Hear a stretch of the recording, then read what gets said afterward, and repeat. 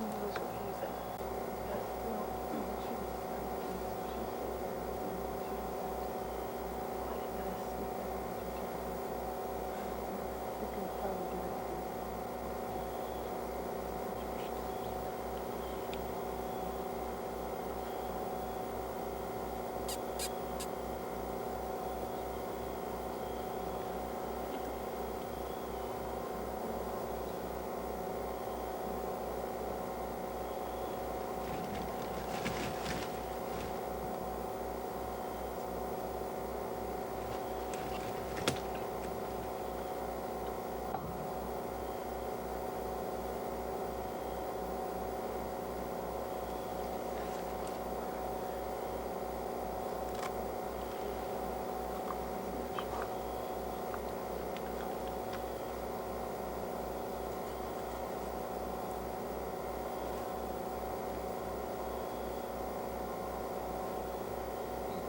On that juvenile, it's on the right, on his right leg, you can see number of collar bands.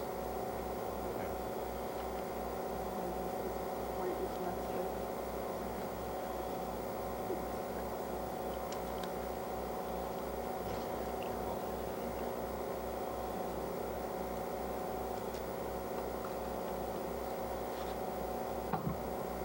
So she's just calling to him.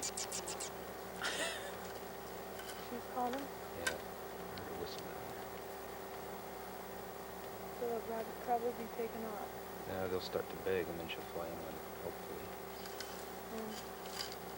Like National Geographic.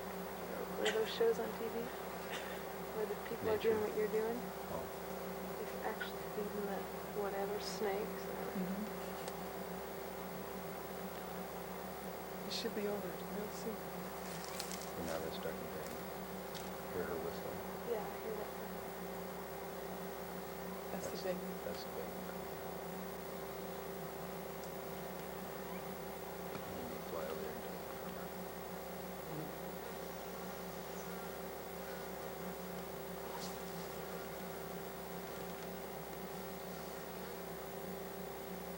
Shooting against the dark background. Am I? Partially. I'm getting good video, you know. It appears that, I mean, partial background, I mean there's like trees and stuff that are making it darker. And then I'm just pumping up. So it'll be a little lighter than, I don't know.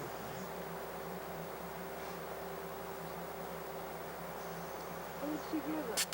She gave him that mouse that she's got.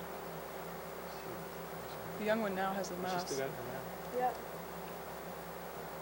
Oh, wonderful.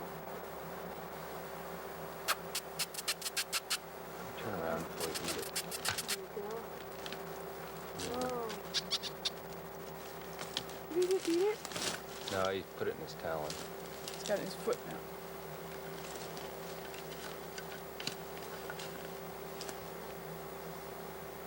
Now you want to eat it.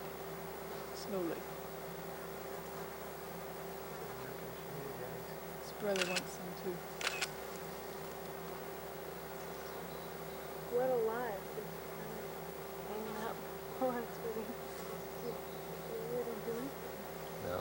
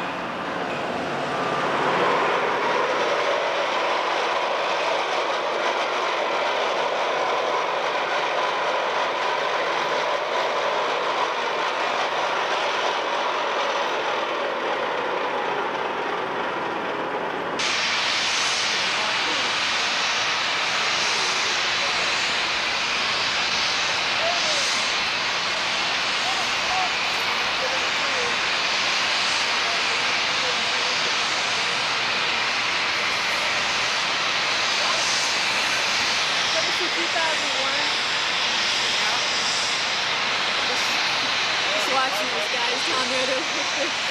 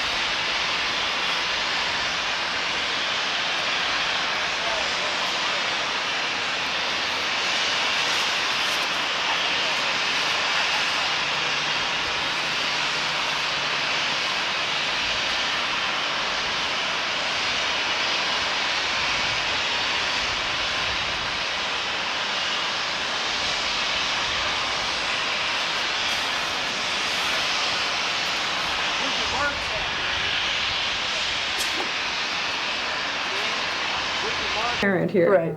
So you have to Do- talk to Roseanne. We Okay, really, Roseanne. we have a wealth of places Uh-huh. to go, and, you know, you can go any place within an hour, hour and a half. God, where do I start? Enumclaw is a wonderful place to go on the weekends. The sales pavilion out there, I always talk about this place because it's free. The color and the sound and the environment is just wonderful. And you go in your jeans and everybody else is in jeans. It's typically Western. They auction poultry, they auction livestock, they auction tack equipment. It's very crowded. It's just fascinating. And the kids get a big kick out of it. It's a good 45-minute drive. And you can stop at Black Diamond on the way if you feel like it. There's a couple of neat places in town now if you want to have lunch. There didn't used to be.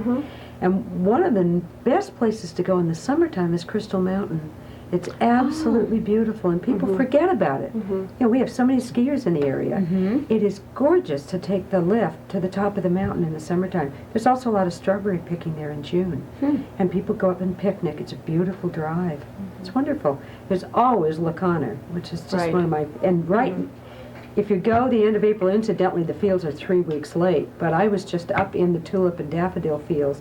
Washington Bulb Growers up there, which sells their product through a store called Rosengarten, is the largest bulb grower in the world. Is that They right? ship millions of bulbs out of there, and they do tours for families and kids and groups, and they're free, and it's fascinating.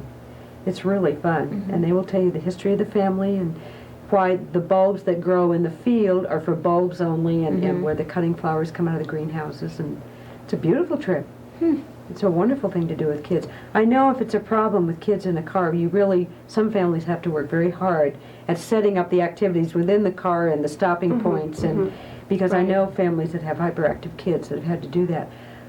Washington Cheese Factory up there, Bellingham has got a marvelous fish hatchery that's very interesting. And if they come up in the, come on, help me out, I've forgotten the season when the salmon are spawning. Right. That's what I was trying to think Okay. of. The water comes right up to the walk. You have to be careful with little ones, but really? it's fascinating Great. to watch the fish coming up You're right next to your inspiring. step. I may get in the car with my 3 kids. Right. after hang out The this thing we morning. always used to do is go on ferry trips. Oh, I was yeah. just going to say, we do that. We go to Yeah. Winslow on the ferry. Oh, yeah. I take the bus downtown. And Take, then the, Yeah. take them to Fort Casey, Right. over in Whidbey Island. It's Right. wonderful. the Right. ferries are very good out here. It's Yeah. nice to walk on. You know. Oh, yeah. And Coopville Yeah. is fun to walk around. It's On becoming Whidbey quite a Island. tourist town. Yeah. What about older kids? Ha! What is there to kids. do for children, say 11 and older in Seattle? I mean, we have, through our Kids Place project, been hearing complaints from children who feel, older children who say, there's nothing to do. They're right. They're right, because they don't want to do it with their families. Right, They really want more organized activity. Well, you can see them at Skate King. There's a sure, bunch of them out there roller skating. right. We don't have enough organized or regular kids centers for older kids. And that will always be a problem because administratively it's a problem. You get factions in there Right. that can be distracting, but the kids need it. I think we have to work very hard to do that. We have things that the kids like to do. It's fun to take the kids down to Olympia and tour the Sure. Capitol and tour the brewery. I mean, they get a big kick out of the brewery. Right, But how often can you do that? right. They like to go to the airports. Mm-hmm. The older kids love to visit the small airports, and we've got 5 or 6 of them around here. There's one in Snohomish, there's one in Marysville, there's one in Brenton, there's one Spanaway Airport in Tacoma. Well, and you mentioned buses before, and I think our Oh, metro yeah. system, since it is so expansive, Mhm. that children can really travel by themselves on the bus after they're a certain age, and see a lot of things, a lot of good places to go. My child found out this summer that you could take the bus out to Waterworks Park in Issaquah. Oh, that did it. That did it. But That's a neat place to go. and what about resources? I mean, there's Seattle's Child magazine, and there's Discover Seattle with Kids. How else can parents find out what's happening? I think the dailies with their weekend Mm-hmm. sections on Fridays are useful, and I think that the libraries frequently they will publicize their own events, their movies, and their storytelling, which, as you said, they're free and they're easily accessible usually, and those work out nicely. Other than that, there really aren't many places to find out about what's going on for kids. Mhm. I So- would like to commend the local newspapers in that regard, though, because I think over the past, at least the past 7 years since I've been doing the book, I've noticed that they've really started to treat the family as a consumer market. And I know the newspapers pay much more attention to what's happening, particularly, I probably shouldn't single out any papers in particular. In fact, I won't. But there is one morning paper that gives specific attention to children's activities more so than the others. I mean, I realize they have an advertising problem and a space problem, and that's a very real problem for them. But the kids' activities are well documented, and I think that's exciting to have that. They also do an excellent calendar section Yes. several times a year. The Herald in Everett's been doing that, and the Journal American's been giving more attention to it too. So I think the newspapers are being very supportive of the parent market. Is there a place you can call? Do you know? Not yet. No, I think there should be. I think that's a very good idea. I suppose you could call the public library. But they're going to be able to tell you about library activities. I don't think they're going to be able to talk about the area as a whole. And I think that's a good idea. So that's maybe another need that Oh, needs to be Yes. addressed. very much so. Well, summer is coming. And summer is always a problem for me anyway as a parent. School gets out and I'm still working, and I have an older child who's not interested in daycare anymore, but he's really not able to stay home alone yet. And so there are those problems, as well as the families going on trips during the weekends. Let's start with vacations, which is kind of easy. Seattle's Child is putting out a new book, I hear. We're just publishing a book that comes out on the 1st of May called Going Places, Family Getaways in the Northwest. What we did is survey families in the Northwest, and they told us their favorite places to go on vacation. And then we looked at the places and considered how accessible they were for families, whether they in fact did make families feel welcome. We tried to cover a broad price range and came up with places in British Columbia and Oregon and Washington and Idaho that were attractive for families. They really want families. They want families. We Good. made sure of that. At the time that we were doing the research, we contacted these places early and said that we'd heard that they were a good place to bring families, but that they want to be considered a place for families, and all of them do. And they range from being very small, a little cabin up at the end of Lake Chelan and Stehekin that has one tiny house, and the people meet you at the boat and take you there and feed you for the week, to dude ranches in Oregon. Great. But I know, again, talking about having small children, I was very interested in finding a place that had lots of small rooms so you could close doors and leave babies in one room and sleep in the other. And I was interested in a place that was in less than an hour's drive from Seattle. And that was my original motivator for the book, because I wanted to be able to look and find places like that easily. So we've divided the book into distance. These places are under an hour drive from Seattle. These are under 2 hours and 3 hours. And these places have indoor pools, and these places have organized activities for kids. And we've tried to do it strictly from the parents' point of view. What a great resource this is going to be. That's wonderful. And it's coming out in May. Yeah, it's coming out in May. Another resource that is every parent, I think, who lives in Seattle knows about by now is the summer supplement of Seattle's Child. I get it the first week it comes out to look at day camps and summer camps and what's happening in the summer for children. Tell me about it. It's called Summer Learning. This is what it looks like. It's available in the public libraries and through the public schools, and private schools also distributed. It's available to QFCs. It's a listing of all the activities that are available for children 12 and under. We talk about activities that start, say, at 10 and up, too, so there are some activities for the Good. kids in the older bracket. But they range from day camps to art classes, ballet. Basically, the idea is, again, being a parent, I'm interested in people not having to do a lot of research in a lot of different places. So this is supposed to be one place that you can look and plan the summer for your child. And it comes out every May. It comes out every May, and it's free. It's free. It's great. It's also available in some children's stores. Yeah, it is available, and it's available at the University Bookstore in Fredericks in the Arcade. And I should say it's interesting, this year there's, I think, 150 more listings than there were last year, which to me indicates that there's a need and that the great. community is filling it. there's a real expansion of classes, and we've seen that with the calendar over the 6 years that we've done.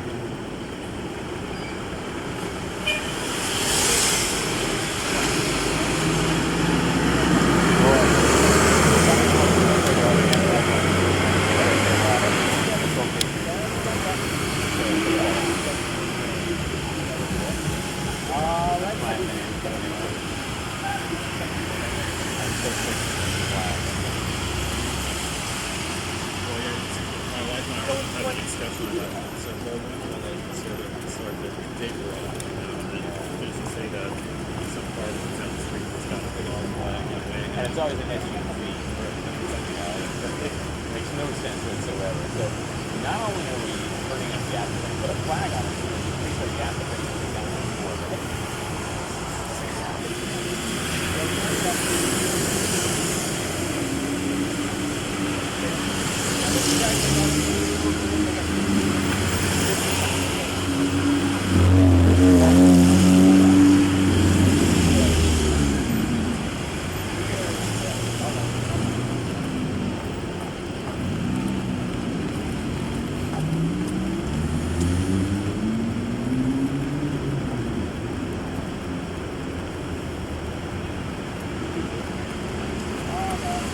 Okay. Okay, so we got speed. Carolyn, full name and spelling. My full name? Catherine, full name and spelling. Catherine Stanford, CATHERINE And your official title. Director of Property Management and Development for Pike Place Market, PDA. Let's talk about these wayfinding signs. Alrighty. What about them? I mean, what exactly is the thinking here? Well, this actually came out of the planning process for downtown. And the downtown urban center includes 5 neighborhoods, made up of 5 different neighborhoods that each have their own distinct character and identity, but wanted to be linked. So what we did in part of our process of planning is thought that the wayfinding project would be an ideal way to do that. It not only provides information for folks that want to move around downtown and sort of find their way and figure out where they're going, but on each one there's also a little bit of information about either the history of the neighborhood or the character of the neighborhood in which it sits. Now, what were the 5 neighborhoods that wanted more interconnectedness to get an idea of what was It going was on? Denny Triangle, Denny Regrade, now known as Belltown, the Commercial Core, Pioneer Square, and the International District. So this is a specific neighborhood request to try to get around and have people get around and get their way around a little more easily. Yes, yeah. Be able Tell to that move back to around. me just So, I think I just said that. Okay.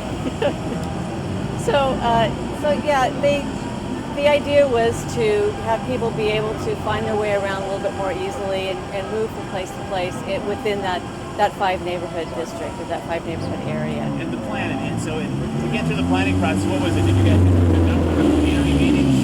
And how did it work? The planning process itself took place over a period of about 5 years. And we looked at a number of different elements for downtown, including housing, transportation, land use, and urban design. So there were a number of things that we looked at, and this is one of the pieces that came out of it. Great, fantastic. Let's go ahead and cover up Catherine. We're good, thanks.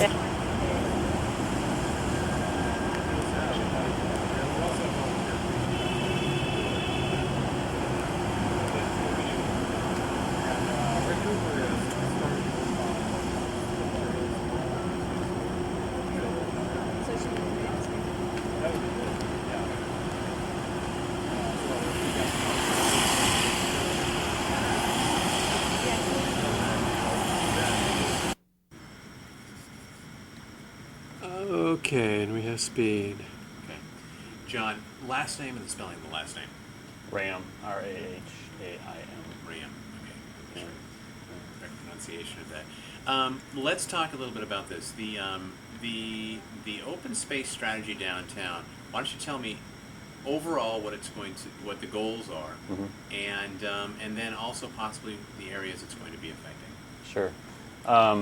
The open space strategy is really meant to look kind of comprehensively at open spaces in the downtown. And when I say open spaces, I'm referring to parks and plazas and shorelines and the streets as really kind of the public realm, if you will, in the downtown. And it really is kind of meant to look at all of that comprehensively and to decide where we should be focusing our resources, particularly over the next decade, on improvements to that system, keeping in mind that it all is very much, the goal is to create a kind of high-quality pedestrian system in the downtown area.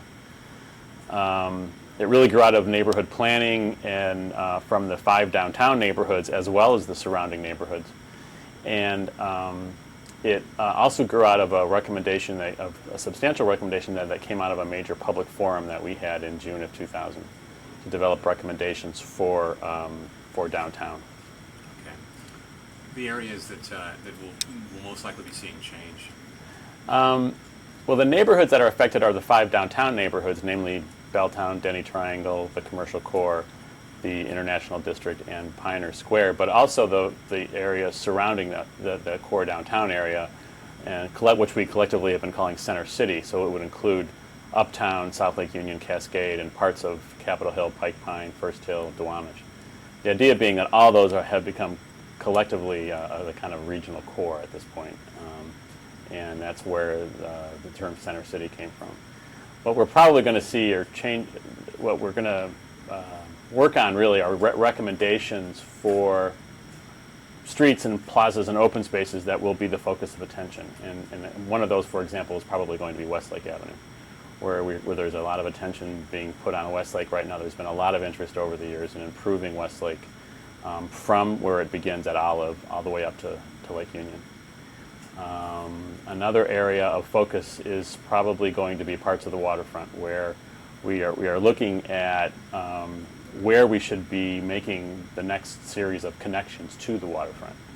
We have good connections, for example, at the Pike Street Hill Climb and at other locations, but there are still places where it's very difficult as a pedestrian to get to the waterfront, and we want to see where we can make better connections to the waterfront over the next few years. Obviously there are issues. We're facing budget issues now as well, so I'm sure that's changed the scope of some of these things. But when might some folks see some of these changes being implemented? Well, actually, some of them are already happening in the form of a program called the Green Street Program. All the neighborhoods have identified certain low-traffic streets that they wanted to make substantial improvements to, and we've been working with developers who are doing projects on all of those streets to implement a piece of the Green Streets as they build their projects. So while we are doing this long-term kind of strategy, we're also cognizant of the fact that we should take advantage of opportunities as they come up. So there are, in fact, something on the order of 17 or 18 Green Street projects that are in the pipeline right now. Do we want to get into the Olmsted, the Green, and then coming into Sure, Center City? Yeah. Why don't you tell us how this? Why don't you tell us a little bit about? I'm trying to think of the best way to address it. Why don't you tell us which parks? Because I think there are these fundamental parks that really define Seattle at the turn of the century. So let's touch on that a little bit and then talk about how this developed from that. Sure. We wanted to make sure that the open space strategy had a kind of or pigments or reversible fillings, easy to remove varnishes. And also, it's not only reversibility. We use materials that are tested and discolored less, age better, they have better properties, so they will last longer. The other reason is simply a respect for the object we are treating. We don't want to cover a painting with a varnish that we know will become so hard and yellow. And to have that painting go through in just 50 years another cleaning, we want that painting to be handled the least possible and to look nice for the longest period of time.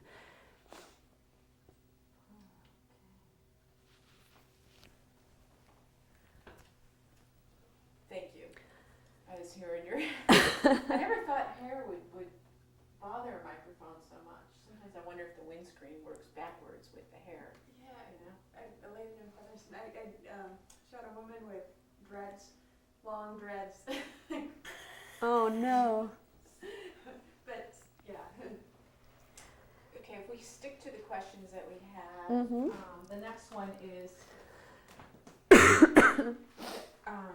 Please explain why you were curious about the Elsha murals when you read the story in the newspaper, and what your thoughts were when you saw them for the first time. Well, when I saw the story of these paintings on the paper, I was curious, first of all, because they were found, which is such a rarity in this country. It's much more common in the country I'm coming from, Italy, because there are so many layers of history there in dark dungeon-like cellars. But here that is not the case. So I think it's a very romantic story, the fact that paintings painted not so long ago vanished and then resurfaced.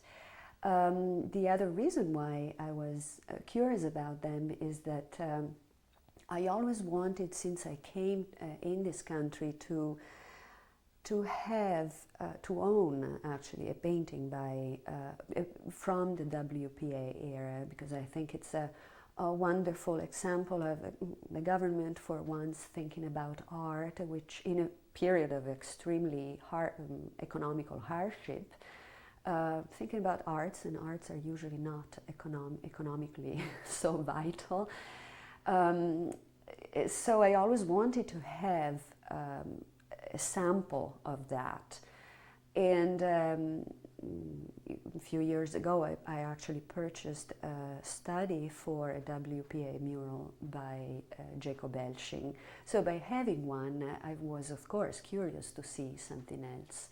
And that's why I called the school district. I went and took a look at them. And the first reaction was strictly professional. I was amazed by the good condition they were in, considering that they were stored who knows where for so many years. The surface, aside from dirt and being dulled down by grime, was still in such a good condition.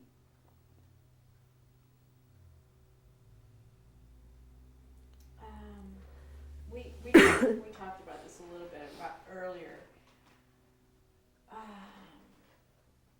don't know if you want to answer the question or not. If you have to study a particular artist, or how familiar you have to be with their work, and if you have to get a feel for their style. Actually, yeah. Well, we can say that briefly. It depends on the artist I'm working on. Sometimes we don't really need to study an artist unless the painting has some unknown materials or something that we cannot clearly understand. And that's the case in a lot of contemporary mixed media artworks. We need to contact the artist if